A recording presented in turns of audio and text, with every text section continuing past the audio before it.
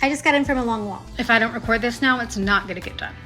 I'm having a little bit of an existential crisis. If you've been living in the metro Atlanta area, I'm sure you realize there was a teacher that was fired for reading a book called My Shadow is Purple to her class. And am I in the situation where I feel like I'm gonna be in a situation where I need to read The Shadow is Purple to my class? No. But at the same time, I had to say something because it's not okay.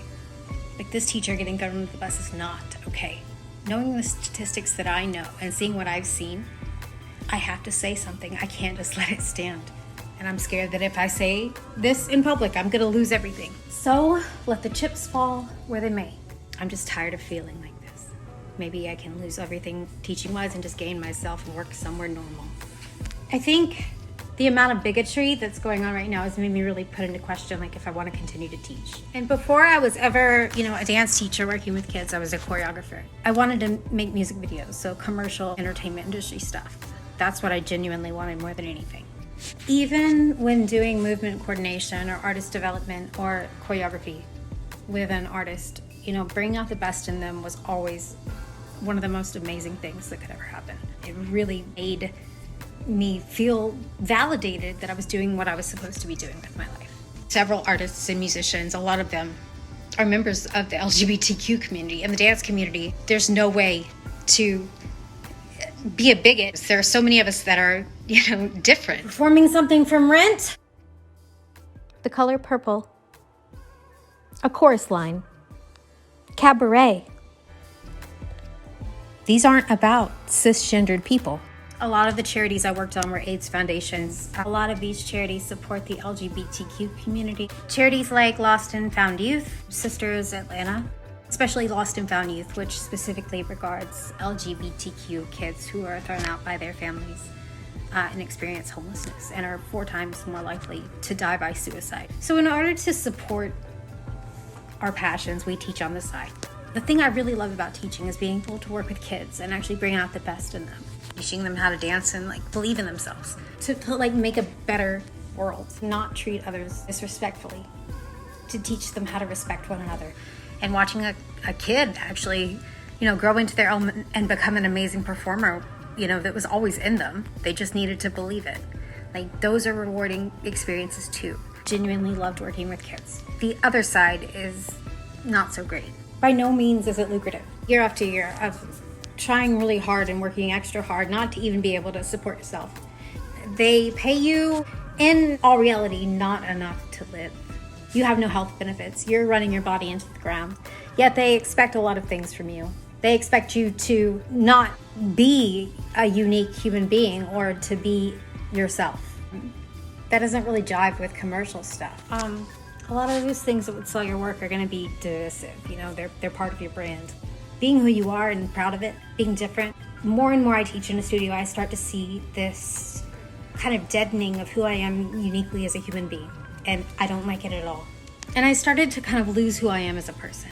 The artists that you worked with get farther and farther away as you morph into this person. It's kind of like this empty shell of a person.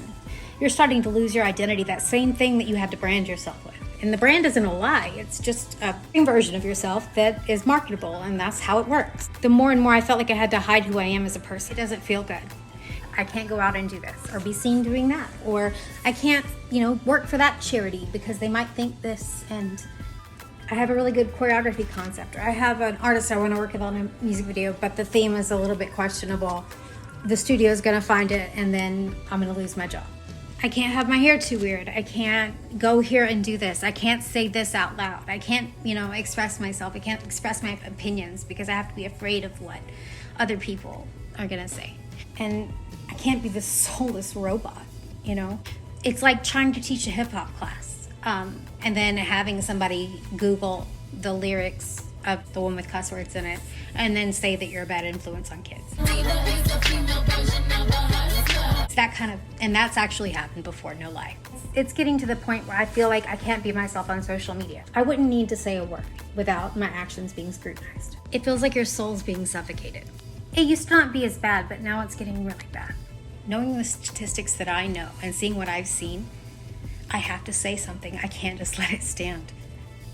I just can't do it anymore. I'm an artist first and foremost.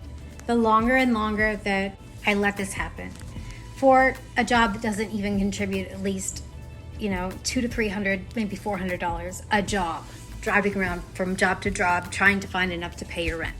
To be able to control your life and everything that you started doing this for, it doesn't seem like it's going to be worthwhile to me to continue doing it.